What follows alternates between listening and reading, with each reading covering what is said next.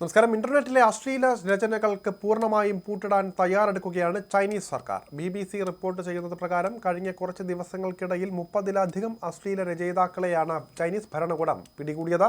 മിക്കവരും 20 വയസ്സിന്റെ ചുറ്റുവട്ടത്ത് പ്രായമുള്ള ചെറുപ്പക്കാരാണ്. ചൈനയിൽ ഡാൻ മെയ് എന്നറിയപ്പെടുന്ന ഒരു രചനാരീതിക്ക് വലിയ പ്രചാരമുണ്ട്. സ്വർഗാനുരാഗമാണ് ഈ രചനകളുടെ ഒരു പൊതു പ്രമേയം. ഭരണകൂടത്തിന്റെ കടുത്ത എതിർപ്പുകൾക്കിടയിലും ചൈനയിലും ലോകത്തിന്റെ മറ്റ് പല ഭാഗങ്ങളിലും ഡാൻ മെയ് രചനകൾക്ക് വലിയ പ്രചാരമാണുള്ളത്.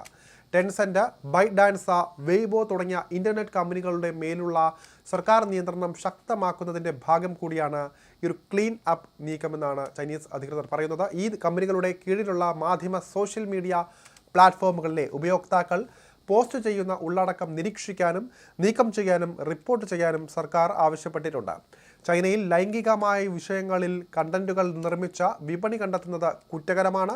2013 തന്നെ ഇതിനായി സർക്കാർ നയം രൂപീകരിച്ചിട്ടുണ്ട്. ചൈനീസ് ക്രിമിനൽ നിയമത്തിലെ സെക്ഷൻ 9 ആണ് അശ്ലീല വസ്തുക്കളുടെ അല്ലെങ്കിൽ ഉള്ളടക്കത്തിന്റെ നിർമ്മാണം, വിൽപ്പന, വിതരണം എന്നിവയുമായി ബന്ധപ്പെട്ട കുറ്റകൃത്യങ്ങളെ പ്രത്യേകമായി കൈകാര്യം ചെയ്യുന്നത്. ലൈംഗിക പ്രവൃത്തികളെ വിവരിക്കുന്നതോ പരസ്യപ്പെടുത്തുന്നതോ ആയ പുസ്തകങ്ങൾ, ആനുകാലികങ്ങൾ, സിനിമകൾ, വീഡിയോകൾ, ഓഡിയോ ടേപ്പുകൾ, ചിത്രങ്ങൾ, മറ്റ് വസ്തുക്കൾ എന്നിവയെ നിയമം മൂലം നിരോധിച്ചിരിക്കുന്നു. ഇത്തരം കുറ്റകൃത്യങ്ങൾക്ക് പിഴ, പൊതുനിരീക്ഷണം, തടങ്കൽ തുടങ്ങിയ ശിക്ഷകളാണ് നൽകുക. സാധാരണ കുറ്റകൃത്യങ്ങൾക്ക് 2 വർഷം വരെ തടവ് ലഭിക്കാവുന്ന വകുപ്പാണ് ഇത്.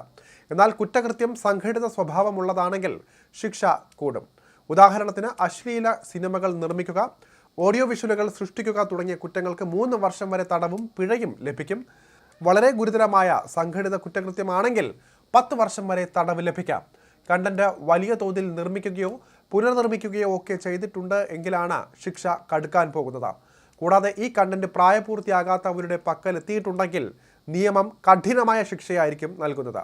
2017 മുതൽ പിടിയിലായ ഈ വിഷയം കൈകാര്യം ചെയ്യുന്ന എഴുത്തുകാരിൽ ഭൂരിഭാഗം പേർക്കും 2 വർഷത്തിൽ താഴെ കാലയളവാണ് തടവ് ശിക്ഷ ലഭിച്ചിട്ടുള്ളത്. പ്രശസ്തരായ പല എഴുത്തുകാർക്കും 5 വർഷം വരെ തടവ് ശിക്ഷ ലഭിച്ചിട്ടുണ്ട്. ഇതിൽ വലിയൊരു വിഭാഗം എഴുത്തുകാരും സ്ത്രീകളാണ്. എന്തുകൊണ്ടാണ് ചൈന ലൈംഗിക കണ്ടന്റ് തടയുന്നത്? സോഷ്യലിസ്റ്റ് മൂല്യങ്ങൾക്ക് എതിരാണ് ഇത്തരം കണ്ടന്റുകളുടെ നിർമ്മാണവും വിതരണവും എന്നാണ് ചൈനീസ് കമ്മ്യൂണിസ്റ്റ് പാർട്ടിയുടെ ഇതിൻ്റെ മേലുള്ള നിലപാട്. അവ സാമൂഹിക ധാർമ്മികതയ്ക്കും സാംസ്കാരിക മൂല്യങ്ങൾക്കും എതിരാണ്.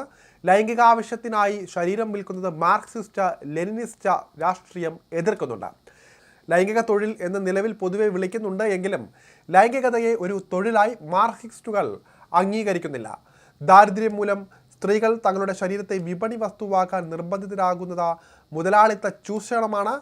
ഇത് സ്ത്രീയെ കൂടുതൽ ആണധികാരത്തിന് കീഴിലേക്ക് വലിച്ചിഴയ്ക്കുന്നു. സാധാരണ തൊഴിലുകളിൽ തൊഴിലാളി തൻ്റെ തൊഴിൽ വൈദഗ്ധ്യം വിൽക്കുകയും അതിന് കൂലി വാങ്ങുകയും ചെയ്യുന്നു.